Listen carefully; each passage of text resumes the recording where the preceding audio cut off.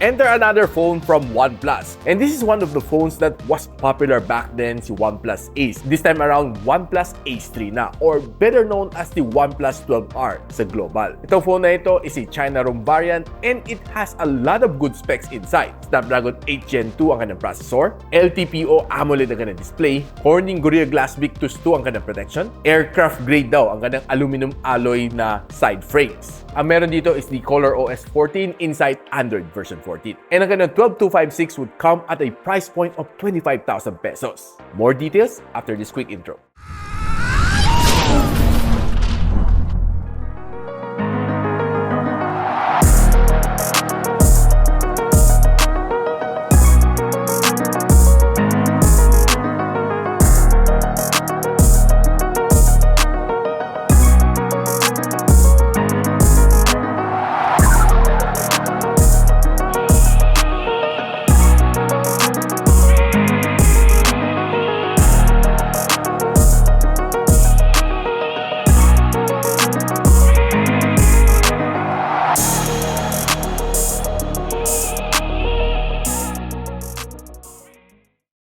Ang hawak nating color right now is the cool blue variant nitong OnePlus Ace 3. And I like the blue dito sa phone na ito. It looks really cool. And yung kanyang camera module dito is, well, medyo mukhang flagship naman ni OnePlus. Pansin ko lang dito, shiny ang kanang likod. So, there's a lot of fingerprints once na hinawakan mo ng ganon. And most likely, punas ka ng punas sa kanang likod. It got a IR blaster dito sa ibabaw. A ringer switch toggle dito sa gilid, which is very useful. And a curved screen display with a 90% screen-to-body ratio. Now, probably the next thing na tatanong mo sa akin is that kung naka-region unlock na ba itong phone na ito. It depends sa inyong seller. Some might sell it without a region unlock and some might unlock it just for you. So, yung link na ilalagay ko sa description box below is where I bought it and it is unlocked already. Try natin tumawag. We're here to make it easy for you to get the help you need. So, wala naman siya naging problema. I was able to make inbound and outbound calls, pati text.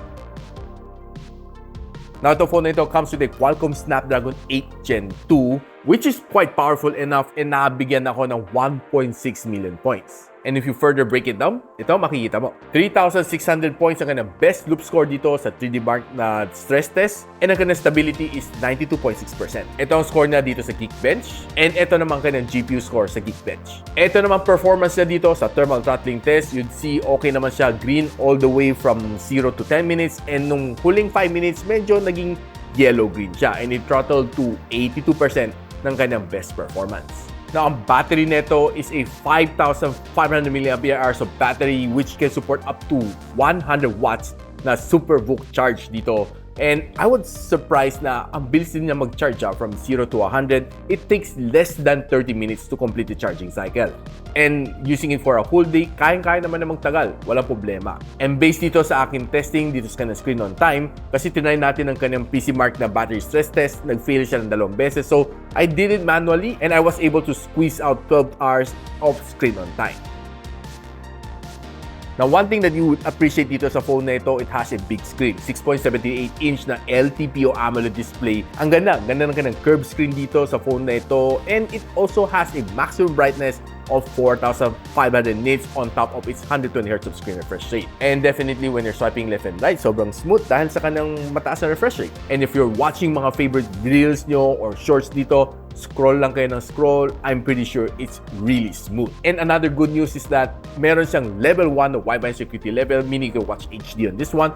And if you're watching naman mga videos dito, I would say it's really nice and punchy. I love the color display dito, lalo sa kanya infinity display. It makes watching videos dito more enjoyable.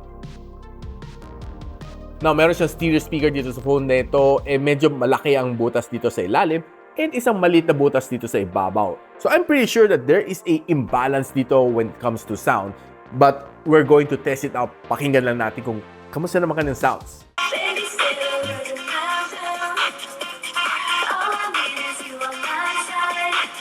So nung pinakinggan ko dito sa ibabaw and dito sa ilalim, I would say that there is really a imbalance. Medyo mas mahina dito sa ibabaw, but malakas dito sa ilalim. And pag kinumbay mo yung sounds dito coming off from the two speakers, it's quite loud. So naglaro tayo ng 3 games dito sa phone na ito, playing Call of Duty Mobile, Firelight 84, and Genshin Impact. All of these 3 games was able to play on this phone smoothly, wala akong naging problema. And of course, expected, it's a 8 Gen 2 naman. So medyo mataas ang expectation ko naman dito sa phone na ito, and it was able to deliver Call of Duty Mobile and Firelight 84, putting it to the highest graphical settings. Wala akong naging problema dito sa kanya, and it was quite smooth. The gameplay was okay, and halos wala akong na-feel masyado na lag. Now, when it comes to Genshin Impact, okay rin naman siya. Siguro medyo may minor frame drops na hindi mo masyado mapapansin. And ang pinakamainit na na-achieve ko dito sa phone na ito while playing these games, lalo na sa Firelight 84 and sa Genshin Impact, is around 46 to 47 degrees Celsius based sa aking Malsina thermal scanner. Now, one of the good things dito sa kanyang camera is that it has a Sony IMX890 na main camera sensor, which has a 50 megapixel count and meron din siyang OIS as well, 8MP na ultra-wide lens, and meron din siyang 2MP na macro lens. Then it can shoot up to 4K and 60, and kanyang front-facing camera is a 16MP na shooter which can only shoot up to 1080 and 30. So, simulan muna natin with some outdoor shot dito, and outright pag tinignan mo tong shot na ito, you'd see na ang ganda ng kanyang color dito. It's not very saturated, tama lang ang kanyang color.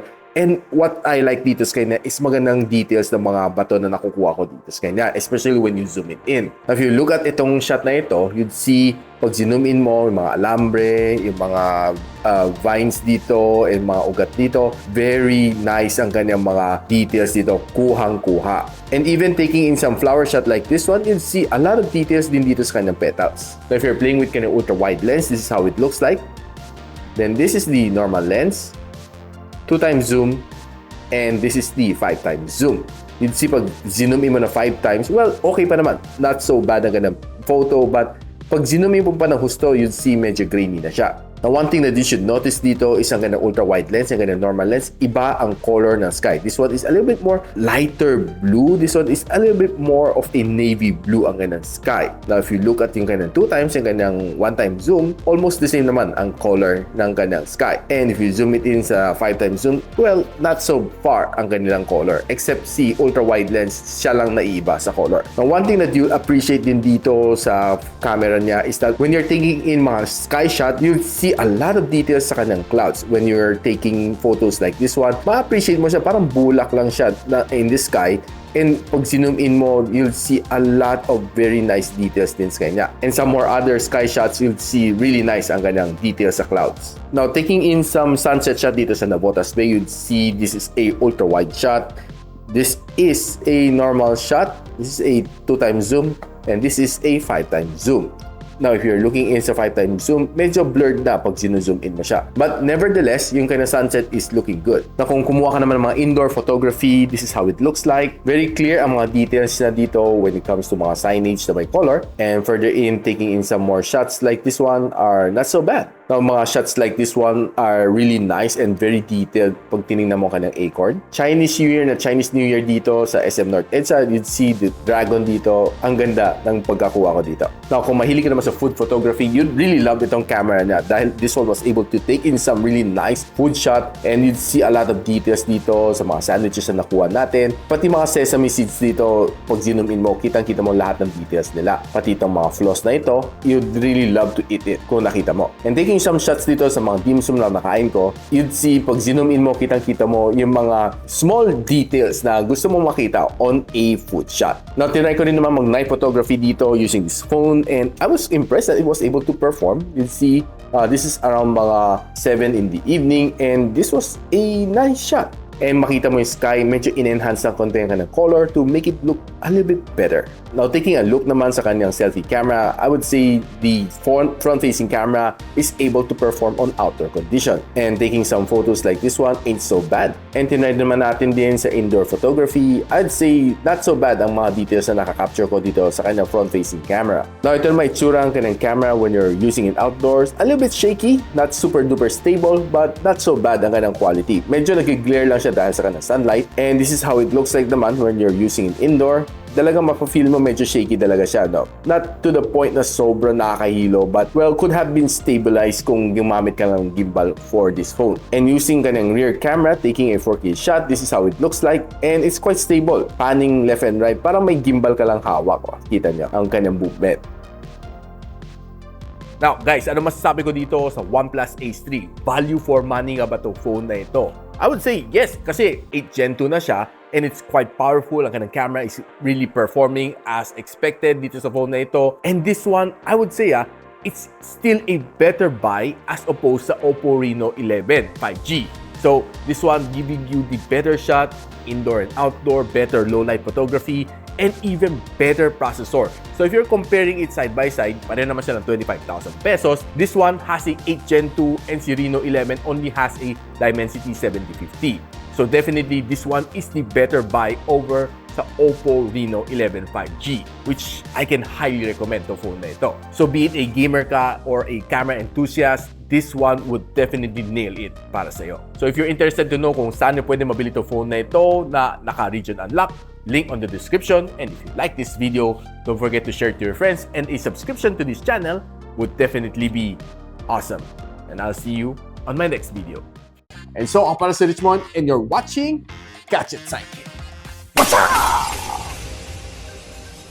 Like and subscribe to my channel. Don't forget to hit that notification bell. For one of my latest uploads, click the dito. And for one of my popular uploads, click here.